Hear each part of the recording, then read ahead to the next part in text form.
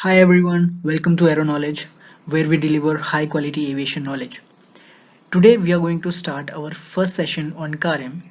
This will be a series of videos where we will be learning CARM in detail. This series of CARM is for those who are preparing for their DGCA AME exams or those who are already working in the airline or aviation industry and want to learn and understand CARM properly. It is also for those people who are involved in the maintenance or continuing airworthiness of aircraft by any means, and ultimately for anyone who is interested in aviation. Talking about CARM here, we are going to see the latest revision of CARM, which is revision 6, and it came out in January 2024. Further in this video, we will see that what is included in the latest revision. So let's get started. Now we will see some introduction about CARM. This is the foreword of CARM which you can find in the CARM document which is available on the DGCA website. So the first point says that Rule 50A of the Aircraft Rules 1937 mandates the conditions for the validity of Certificate of Airworthiness ensuring continuous airworthiness of aircraft through annual airworthiness review certificates. तो rule 50A कुछ conditions देता है जिससे आपका certificate of airworthiness आप valid रख सकते हैं और उसी के लिए आपको हर साल एयरवर्दीनेस रिव्यू सर्टिफिकेट इशू किया जाता है।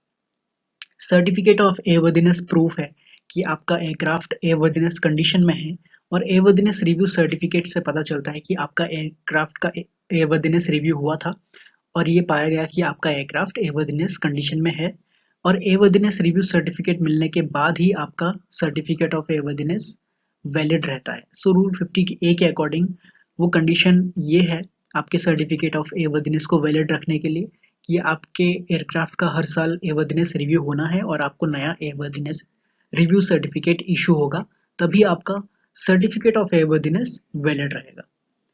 Second point है CARM outlines technical requirements for maintaining aircraft aeronautical products and related obligations along with procedures for issuing, amending and revoking compliance certificates. So CARM हमको technical requirements देता है जिससे हम अपने एयरक्राफ्ट को साथ साथ कोई भी ऐसा कंपोनेंट या मटेरियल जो कि एयरक्राफ्ट पे इन्वॉल्व है या एयरक्राफ्ट पे इंस्टॉल होने वाला है उसको हम कैसे एयरवर्दीनेस कंडीशन में रखेंगे, ये कार्य हमको टेक्निकल रिक्वायरमेंट्स में बताता है। साथ साथ कुछ ऐसे डॉक्यूमेंट्स होते हैं, सर्टिफिकेट्स होते हैं जिसको इशू और अमेंड करना होता है और अप्रूव करवाना होता है, उनका प्रोसीजर भी कार्य में दिया गया है। फॉर एग्जाम्पल, अगर आप एक कैमो ऑर्गेनाइजेशन हो या आप एक मेंटेनेंस ऑर्गेनाइजेशन हो तो आपको एक मेंटेनेंस ऑर्गेनाइजेशन मैनुअल रखना ज़रूरी है और उस मैनुअल को अमेंड करने का और उसको अप्रूव करने का क्या प्रोसीजर है वो आपको कार्य में दिया जाता है। तो ऐसे ही और भी कई सारे डॉक्यूमेंट्स हैं जिनके अमेंडमेंट और अप्रूवल के प्रोसीजर्स आपको कार्य में प्रोवाइड किए जाते हैं। Third point है it emphasizes the responsibility of owners, operators, lessors, lessees in maintaining aircraft airworthiness aligning with EASA Part M regulations. So पहली चीज आपका जो कार्य है वो EASA Part M regulations से लिया गया है। कार्य में आपको रिस्पॉन्सिबिलिटी बताई जाती है ओनर और ऑपरेटर्स और लेसर्स और लेसीज के लिए। अब ओनर्स और ऑपरेटर एंड लेसर्स और लेसीज क्या है? ओनर्स जो एयरक्राफ्ट को ओन करता है, ऑपरेटर जो एयरक्राफ्ट को ऑपरेट करता है या फ्लाई करवाता है। लेसर्स एंड लेसीज, लेसर वो है जो एयरक्राफ्ट को लीज पे देता है। फॉर एग्जांपल, अगर एयरक्राफ्ट का कोई ओनर है तो वो एयरक्राफ्ट को लीज पे देगा या रेंट पे देगा, और लेसी वो है जो एयरक्राफ्ट को रेंट पे लेता है, लीज पे लेता है। तो कार एम में इन सब की रिस्पॉन्सिबिलिटीज बताई गई है जिससे वो एयरक्राफ्ट को एयरवर्दीनेस कंडीशन में रख सके, और ये सारी कंडीशंस जो भी कार एम के अंदर है that are taken from EASA Part M regulations. And the next thing is it applies to all operators of Indian registered aircraft, including private operators, flying training institutes, and state governments with mandatory compliance varying based on organization size. It means that CARM applicable है सारे Indian registered aircraft पे, चाहे वो किसी private operator का हो, flying training institutes का हो, स्टेट गवर्नमेंट्स का हो। कार्य सभी को कंप्लाई करना ज़रूरी है एंड जो कंप्लायंस की रिक्वायरमेंट्स होती है वो वैरी करती है based on the organization size कि आपका ऑर्गेनाइजेशन साइज क्या है, बड़ी ऑर्गेनाइजेशन है, बड़ी एयरलाइन है या छोटा प्राइवेट flying training institute है, whatever is the size of the organization is, the compliance requirements vary as per that. Next point आता है Carem Revision 0, effective from 31st of July 2010, was the result of thorough consideration of industry feedback and consultations. तो Carem का जो पहला revision था वो 31st of July 2010 से effective किया गया है. And when Carem was made effective, before that Carem document was circulated to the industry experts and उनसे कंसल्ट किया गया, उनसे फीडबैक लिया गया कि क्या क्या चेंजेस हो सकते हैं या क्या क्या अमेंडमेंट कर सकते हैं कारएम डॉक्यूमेंट में. And then after that on July 31st 2010 CAR M revision 0 was made effective for the airline civil aviation industry. Next point we have Rule 133B of the Aircraft Rules 1937 requires approval for organizations involved in the managing aircraft continuing airworthiness. Rule 133B के according जो भी organisations involve है continuing airworthiness of aircraft के लिए, they must be approved as per Rule 133B. Next thing, CAREM establishes common technical standards and guidelines for ensuring the continued airworthiness of aircraft and their components under Rule 133A of the Aircraft Rule 1937. This we have already seen कि CAREM हमको technical requirements देता है या technical standards guidelines provide करता है जिससे हम अपने एयरक्राफ्ट या उस पे इंस्टॉल होने वाले कंपोनेंट्स को एयरवर्दीनेस कंडीशन में रख सके. And CAREM has been issued as per Rule 133A of the Aircraft Rules 1937. तो ये यहाँ पर ध्यान रखने वाली बात है कि जो CAREM है ये इशू किया गया है under Rule 133A of the Aircraft Rules 1937. And when you take approval as a continuing airworthiness management organization or a maintenance organization, you take the approval under Rule 133B of the Aircraft Rules 1937. Now, as I told you that we are going through the latest revision of CAREM, which is revision 6, issued in January 2024. तो इसमें क्या include किया गया है latest revision में वो हम यहाँ पे जानेंगे. So CAREM issue 2 revision 6 dated 1st of January 2024 includes provisions for electronic logbook. An operator intending to implement electronic journey logbook, technical log, flight log or flight report book shall obtain approval of DGC under CAR Section 8, Series S Part 8, which is for specific approval for operational use of electronic flight bag. Now, in the latest revision, DGCA says that कोई भी operator जो अपने organization में electronic journey log book, electronic tech log या flight log और flight report book use करना चाहता है, they must get approval from DGCA under CAR section 8 series S part 8 जो कि स्पेसिफाई करता है details for approval and operational use of electronic flight bag. If you don't know what is electronic flight bag, basically electronic flight bag is used by the flight crew for all the documentation related to the particular flight, such as the checklist and the flight plan, fuel details and all those things. Already the flight crew are using the electronic flight bag and that's why this car has been established. But now any organization is wanting to use electronic logbook for the maintenance purpose, जैसे कि आपको पता होगा take log के बारे में, technical logbook के बारे में, which is just a document, paper document right now, जिसमें details about the flight and the maintenance activity, all those things are recorded. Now DGCA says कि अगर आप अपने organization में इस पेपर डॉक्यूमेंट के अलावा टैब में होगा या फिर इलेक्ट्रॉनिक सिस्टम होगा, वो इलेक्ट्रॉनिक लॉगबुक अगर आप अपने ऑर्गेनाइजेशन में यूज करना चाहते हैं, तो for that you have to take approval from DGCA under this car which is mentioned here, and it was already in place for the approval of electronic flight bags which are being used by the flight crew, but now the maintenance personnel can also use electronic tech logs in their organization if the operator or the organization wants to use that or if they want to implement it. Now, the guidance on electronic logbook, electronic signature records and documents is given in AAC 4 of 2023. What is AAC? AAC is Airworthiness Advisory Circular. Airworthiness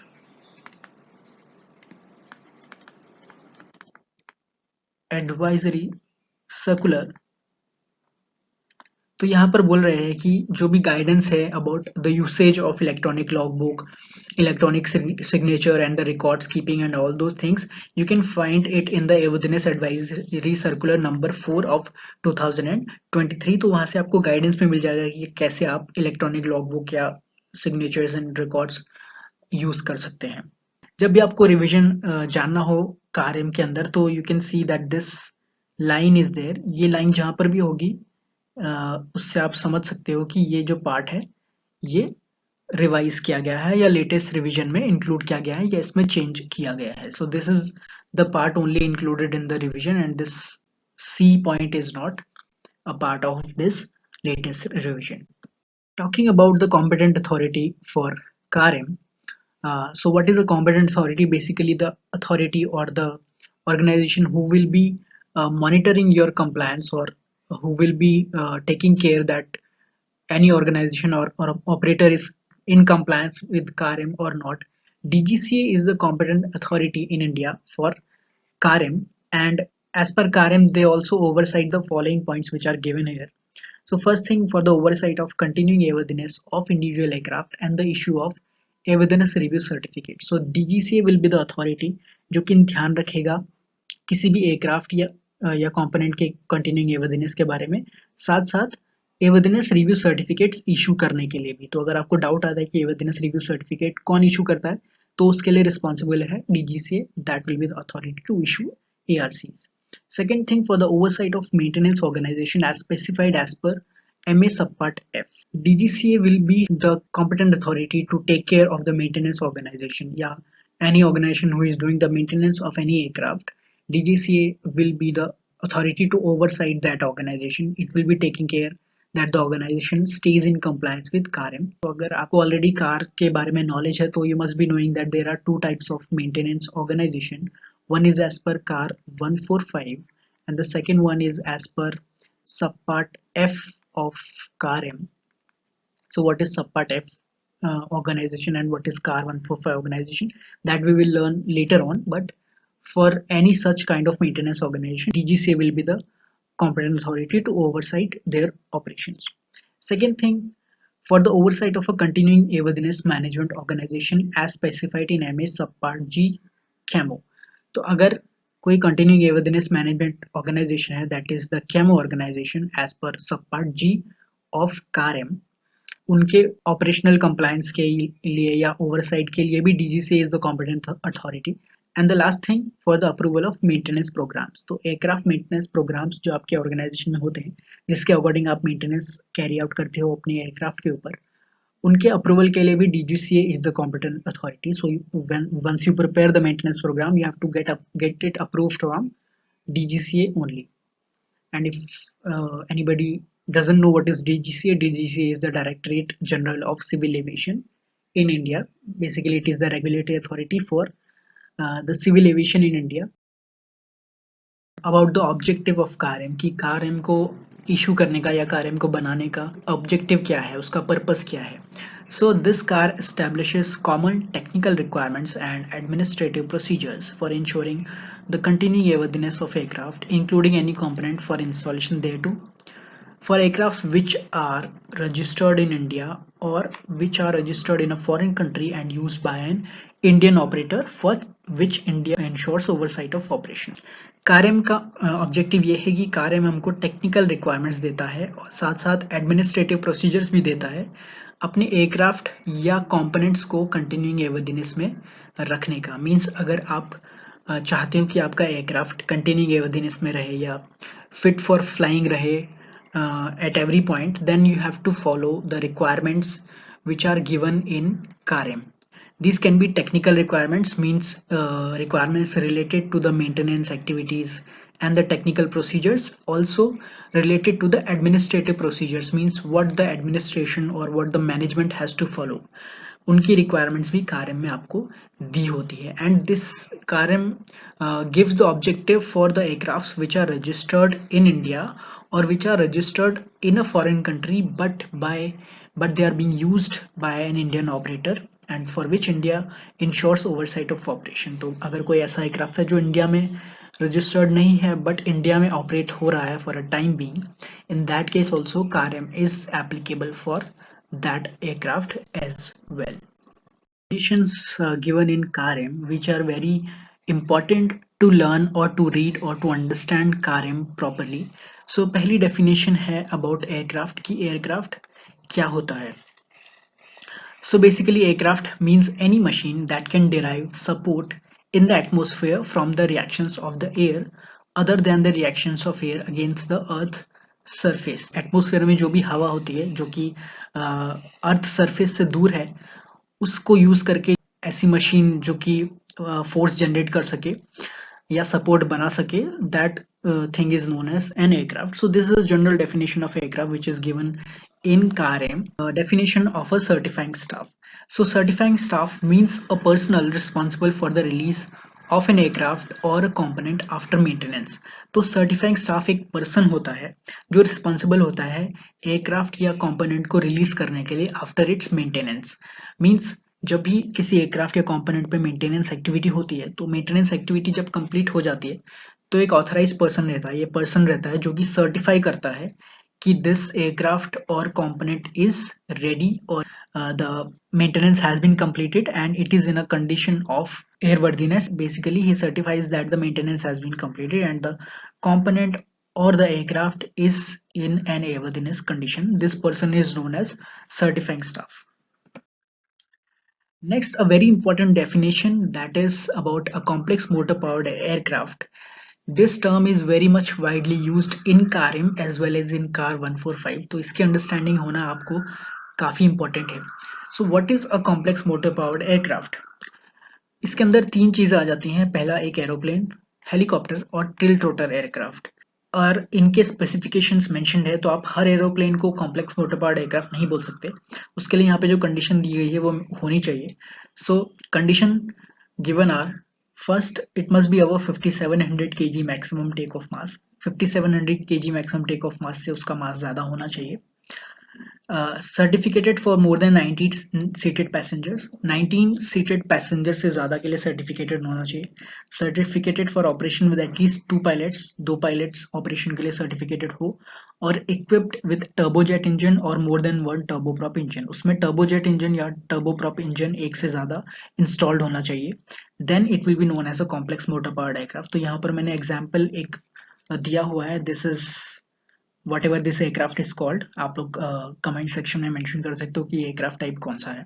so this is an example of a complex motor powered aircraft in aeroplane category. Second thing, a helicopter which is above 3175 kg maximum takeoff mass or certificated for more than 9 seated passengers or which is certificated for operation with at least 2 pilots. अगर ये conditions है then this helicopter will be known as a complex motor powered aircraft. यहाँ पर मैंने एक helicopter का example भी दे दिया है. And the third thing is a tilt rotor aircraft जिसका specification CAREM में mention नहीं है but upon searching on Google I found this image of a tilt rotor aircraft. Please comment section में बताइए if it is correct or not.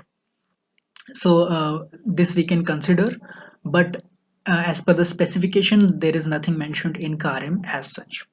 Next definition comes about a component. It means any engine, propeller, part or appliance which is going to be fitted on the aircraft. So that is a component. Definition of continuing airworthiness. तो काफी देर से हम continuing airworthiness के बारे में बात कर रहे हैं, but continuing airworthiness actual में क्या है? Means all of the processes ensuring that at any time in its operating life the aircraft complies with the airworthiness standard and is in a condition of safe operation. तो aircraft की life में throughout in its life जो भी आप उसके ऊपर process करते हो, maintenance activity, check, inspections, वो सारे करके अगर आप इंश्योर कर रहे हो कि आपका एयरक्राफ्ट हर मोमेंट पे या हर टाइम पीरियड पे फिट फॉर फ्लाइंग है, फ्लाइंग के लिए सेफ है, then that condition of the aircraft is known as continuing airworthiness. Airworthiness का मीनिंग ही है कि वो हवा में उड़ने के लिए फिट है. Next definition comes of large aircraft. Means an aircraft classified as an aeroplane with a maximum takeoff mass of more than 5700 kg और a multi-engine helicopter. तो यहाँ पे एक छोटा सा confusion हो सकता है कि large aircraft और कॉम्प्लेक्स मोटर पावर्ड एयरक्राफ्ट में क्या डिफरेंस है, तो वो आप इनके डेफिनेशन से ही समझ सकते हो। लार्ज एयरक्राफ्ट जस्ट कोई ऐसा एयरक्राफ्ट होता है जिसका मैक्सिमम टेक ऑफ मास 5700 के से ज्यादा हो, या फिर एक मल्टी इंजन हेलीकॉप्टर हो। But complex motor powered aircraft की डेफिनेशन में वो चीज मेंशन नहीं थी। कोई मल्टी इंजन हेलीकॉप्टर को वो कॉम्प्लेक्स मोटर पावर्ड एयरक्राफ्ट नहीं मेंशन कर रहा था। सो this is the basic difference between large aircraft and complex motor powered aircraft. Next definition comes of maintenance, which is again very important. It means any one or combination of overhaul, repair, inspection, replacement, modification, or defect rectification of an aircraft or component with the exception of pre-flight inspection. तो maintenance क्या होता है? यहाँ पे जो जो conditions दी गई है, activities दी गई है, for example overhaul, repair, inspection, replacement, modification और defect rectification. इन सबको करने से या ये जो सारी एक्टिविटीज अगर आप ये कर रहे हो अपने एयरक्राफ्ट या कंपोनेंट के ऊपर, then it will be known as a maintenance activity. But pre flight inspection is not included in it. Pre-flight inspection is not known as maintenance. Next definition is for organization, means a natural person, a legal person, or a part of a legal person. Such an organization may be established at more than one location, whether or not within the territory of India. So it means कोई भी person या group of person who are legal means they are meeting all the requirements which are given in the regulations, means they are having the qualification and experience and other requirements which are given in the car or any such regulation. Then those people may be known as organization. They must be based on one or multiple locations within India or outside India. मतलब India में हो भी सकते हैं उनकी locations और नहीं भी हो सकती है, but if they are legal, like one person or maybe group of person, they all will be known as organization. Now comes the definition of pre-flight inspection, means the inspection which is carried out before flight to ensure that the aircraft is fit for the intended flight. So pre-flight inspection से ही नाम से ही आप समझ गए कि pre-flight यानी कि flight से पहले जो इंस्पेक्शन एयरक्राफ्ट का किया जाता है इंश्योर करने के लिए कि एयरक्राफ्ट फिट है वो फ्लाइट करने के लिए, that inspection is known as pre-flight inspection and it is very necessary to ensure कि आपका एयरक्राफ्ट सारी मेंटेनेंस एक्टिविटी करने के बाद फ्लाइट करने के लिए फिट है या नहीं है. That is known as pre-flight inspection. Then the definition comes for the purpose of category 1 light aircraft. So category 1 light aircraft का meaning क्या है as per CARM? An aeroplane, sailplane or powered sailplane with a maximum takeoff mass less than 1000 kg that is not classified as complex motor powered aircraft. पहले point में कह रहा है कि कोई सेल प्लेन, एरोप्लेन या पावर्ड सेल प्लेन जिसका maximum take off mass 1000 kg से ज्यादा नहीं होना चाहिए और वो कॉम्प्लेक्स मोटर पावर्ड एयरक्राफ्ट की डेफिनेशन में नहीं आना चाहिए, that aircraft is known as category 1 light aircraft. Second thing, a balloon with a maximum design lifting gas or hot air volume of not more than 3400 meter cube for hot air balloons, 1050 meter cube for gas balloons, 300 meter cube for tethered gas balloons. So कोई ऐसा gas balloon है जिसकी specification यहाँ पे दी गई है for the hot air volume that it consists, that will be coming under category 1 light aircraft. Next, an airship designed for not more than 2 occupants and a maximum design lifting gas or hot air volume of not more than 2500 meter cube for hot air ships and 1000 meter cube for gas airship. So कोई ऐसा airship है जिसकी occupancy सिर्फ 2 लोगों की है और उसके जो हॉट एयर वॉल्यूम स्पेसिफिकेशन है वो यहाँ पर दिए गए हैं, that will also be coming under category 1 light aircraft. तो यहाँ पे एग्जाम्पल के लिए समझने के लिए मैंने जस्ट एक सेल प्लेन का पिक्चर यहाँ पे ऐड किया है and other one is a hot air balloon. Both of them will be coming under category 1 light aircraft. Next definition we have is for category 2 light aircraft. It means an aeroplane with a maximum takeoff mass of 2000 kg or less that is not classified as a complex motor powered aircraft. तो कैसे कोई ऐसा aeroplane जिसका maximum take off mass 2000 kg से कम होना चाहिए और जो कॉम्प्लेक्स मोटर पावर्ड एयरक्राफ्ट की डेफिनेशन में नहीं आ रहा हो, उसको भी हम कैटेगरी 2 लाइट एयरक्राफ्ट क्लासिफाई कर सकते हैं. Second thing, a sailplane or powered sailplane of 2000 kg maximum takeoff mass or less 2000 kg maximum take off mass से लेस जिस सेल प्लेन का मैक्सिमम टेक ऑफ मास हो उसको कैटेगरी 2 लाइट एयरक्राफ्ट कह सकते हैं. Then a balloon, a hot air ship, a gas airship, a very light rotor craft. So all these aircrafts as such will be coming under the category 2 light aircraft. So there are two category of light aircrafts, category 1 and category 2. Both the definition are given in CARM. Next, about continuing airworthiness requirements. So what it says that the continuing airworthiness of aircraft and components shall be ensured in accordance with provisions of this CAR.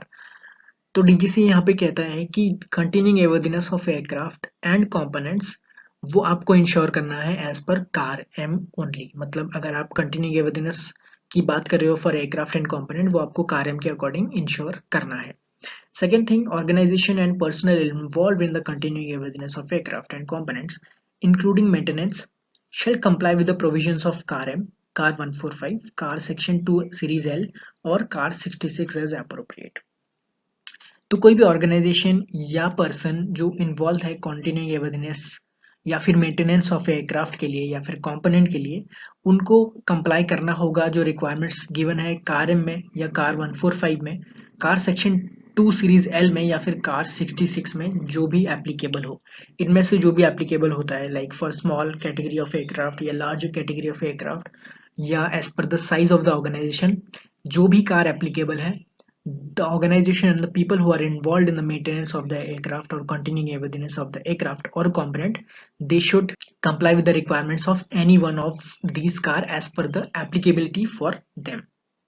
Then talking about entry into force, तो ये हमने already देख लिया है कि car force में कब आया, बट उसके अलावा यहाँ पर एक चीज और मेंशन है that existing aircraft operators and approved organisations shall demonstrate compliance within 6 months of publication of this revision. तो कार का जब भी कोई नया पब्लिकेशन या नया रिवीजन आता है तो जो भी existing aircraft operators and approved organization है उनको 6 महीने के अंदर उस लेटेस्ट रिवीजन से कंप्लाई करना चाहिए. फॉर एग्जांपल जो अभी लेटेस्ट रिवीजन आया है revision 6 of car which came in January 2024. So within 6 months of this time period, every approved organization have to comply with the latest revision of CAR M. Now talking about section A of CAR M, यहाँ से CAR M का section start होता है. So there are two sections of CAR M, section A and section B. Section A is applicable for all the operators, organizations and maintenance organization and whatever जो भी aircraft की देखभाल कर रहे हैं या ऑपरेट कर रहे हैं या उसकी मेंटेनेंस कर रहे हैं. Section A technical requirements is applicable for those and section B is for the requirements of DGCA. So अगर कोई भी रिक्वायरमेंट जो है डीजीसीए को कंप्लाई करनी है वो सेक्शन बी में दी गई है. सो हम उस वो नहीं पढ़ते हैं, हम बेसिकली सेक्शन ए ही पढ़ते हैं. सेक्शन ए के अंदर we have the following sub parts from sub part A to sub part I. So वो सब पार्ट्स क्या क्या है? फर्स्ट वन इज जनरल में आपको जस्ट कार्य का स्कोप दिया गया है कि उसका ऑब्जेक्टिव क्या है, उसका पर्पस क्या है, जो कि हम ऑलरेडी देख चुके हैं, but we will again see section subpart A general. Then subpart B is accountability, in which the responsibilities of the people involved in the continuing airworthiness of the aircraft या फिर those people who are involved in some kind of activity related to the aircraft maintenance or its airworthiness उनकी responsibilities दी गई है. सब part C for continuing एवर्दीनेस, इसमें सारी requirements दी गई है जो नेसेसरी है आपके एयरक्राफ्ट को कंटिन्यूइंग एवर्दीनेस में रखने के लिए. सब part D for maintenance standards, इसमें बताया गया है कि आप अगर मेंटेनेंस कर रहे हो, आप एक मेंटेनेंस ऑर्गेनाइजेशन हो, तो आपको क्या क्या मेंटेनेंस स्टैंडर्ड्स फॉलो करने हैं जिससे आप मेंटेनेंस एक्टिविटी या अपने मेंटेनेंस स्टैंडर्ड्स को इम्प्रूव कर पाओ और एक एफिशिएंट मेंटेनेंस कर पाओ एयरक्राफ्ट या कंपोनेंट के ऊपर. सब पार्ट इज फॉर कंपोनेंट्स, यहाँ पर कंपोनेंट्स का क्लासिफिकेशन दिया गया है, उनको स्टोर करने की कंडीशन, कार्य के अकॉर्डिंग कैसे उनका टेक केयर करना है, कैसे आप कंपोनेंट्स को इंस्टॉलेशन करेंगे अपने एयरक्राफ्ट के ऊपर.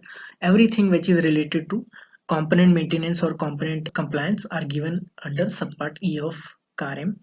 सब part F is for the maintenance organization, यहाँ पर सारी regulation related to an organization which is involve in the maintenance of aircraft are given. Next sub part G for continuing evidence management organization, in short CAMO. यहाँ पर सारी requirements for a CAMO organization दी गई है. What all requirements they have to follow if they are already approved camo, or if they are seeking for an approval, then what all are the requirements, what is the procedure, or are given under subpart G of CARM for a camo organization. Subpart H is for certificate of release to service. So certificate of release to service which is issued by a certifying staff, which tells that your aircraft or component is released for service and the maintenance activity done on it is completed properly. उसके requirements यहाँ पे दिए गए हैं, that who will issue it and what all things are there, क्या statement उसमें होता है, वो क्या पार्ट्स होते हैं certificate of release to service के, कंपोनेंट के लिए क्या सीआरएस होता है या एयरक्राफ्ट के लिए क्या सीआरएस होता है, वो सारी चीज़ें यहाँ पर दी गई हैं सब पार्ट एच में. नेक्स्ट सब पार्ट आई है जिसमें एवर्दनेस रिव्यू सर्टिफिकेट के बारे में बात हो रही है कि एवर्दनेस रिव्यू सर्टिफिकेट कैसे दिया जाता है, क्या प्रोसीजर है, कौन देता है और उसकी वैलिडिटी क्या है, and all those things are given in sub part आई.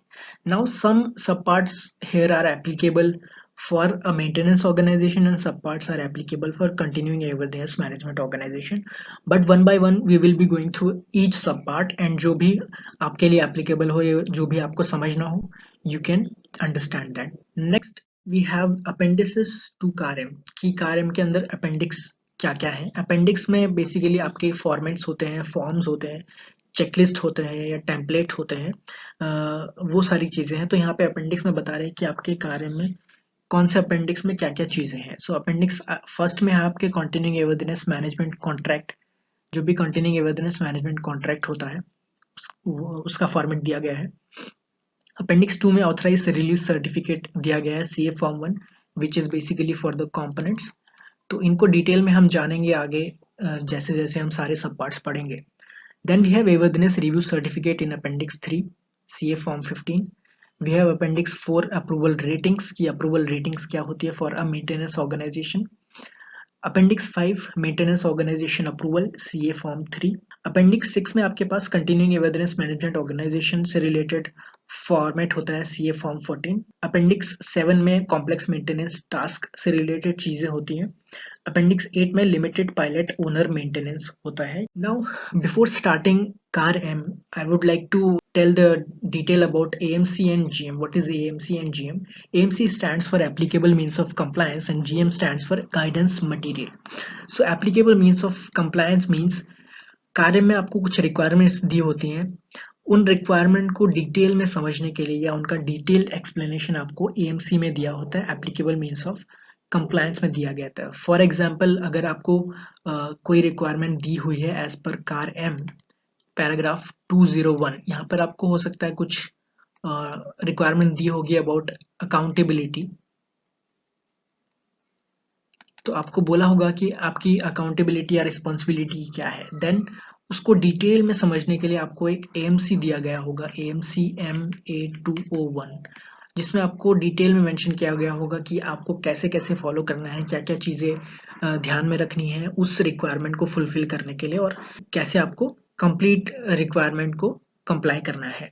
तो AMC आपको बहुत ज़्यादा हेल्प करेगा कार्य को खुद से पढ़ने के लिए भी. जब भी आपको कोई डाउट आए या क्वेश्चन आए कार्य में किसी भी रिक्वायरमेंट को समझने के लिए, तो आप उसका AMC ज़रूर देखें. It will help you to understand CAR properly and it will help you to understand कि आप अपने ऑर्गेनाइजेशन में उसको कंप्लायंस कैसे कर सकते हो. Second thing, you have the guidance material. Guidance material में आपको कुछ गाइडेंस मटेरियल दिया गया था. फॉर एग्जांपल कुछ चेकलिस्ट आपको प्रोवाइड की जाएगी या कुछ टेम्पलेट आपको प्रोवाइड किया जाएगा जिसको आप अपने ऑर्गेनाइजेशन में यूज़ कर सकते हो और उसमें चेंजेस भी कर सकते हो based on the requirement of your organization. But it just give you some format, some checklist which you don't have to prepare separately. आपको कार्य में ही वो चेकलिस्ट मिल जाएगी. फॉर एग्जाम्पल कॉम्पिटेंस असेसमेंट के लिए कार्य में गाइडेंस मटेरियल दिया जाता है कि कॉम्पिटेंस असेसमेंट आपके ऑर्गेनाइजेशन में जो स्टाफ है उनका आप कॉम्पिटेंस असेसमेंट कैसे करोगे कि उनको क्या क्या नॉलेज होनी चाहिए और क्या क्या ट्रेनिंग उनके लिए रिक्वायर्ड है. तो उसके लिए आपके पास एक चेकलिस्ट होती है जिसमें आपको दिया जाता है कि कौन कौन से स्टाफ के लिए कौन कौन सी ट्रेनिंग्स आप दे सकते हो. अगर सर्टिफाइंग स्टाफ है उसको कौन सी ट्रेनिंग्स होनी चाहिए, प्लानर है तो उसको क्या ट्रेनिंग होनी चाहिए, क्वालिटी ऑडिटर को क्या ट्रेनिंग्स होनी चाहिए, वो चेकलिस्ट आप फॉलो कर सकते हो, and that is given in the guidance material. So AMC and GM are very helpful when you are going through CARM. They will help you to understand and do your compliance more effectively in the organization. So now we are at the end of the first part of CARM, and here we have some questions to revise everything that we have learned in this part. I want you all to answer these questions. So please give the answers in the comment box and we will discuss them in the next video. You can also write any doubts or questions that you might be having related to this part of CARM. I hope this video will be helpful for you all. Feel free to give your feedbacks and suggestions, and don't forget to like the video and subscribe to our channel Aero Knowledge. Thank you so much for your time.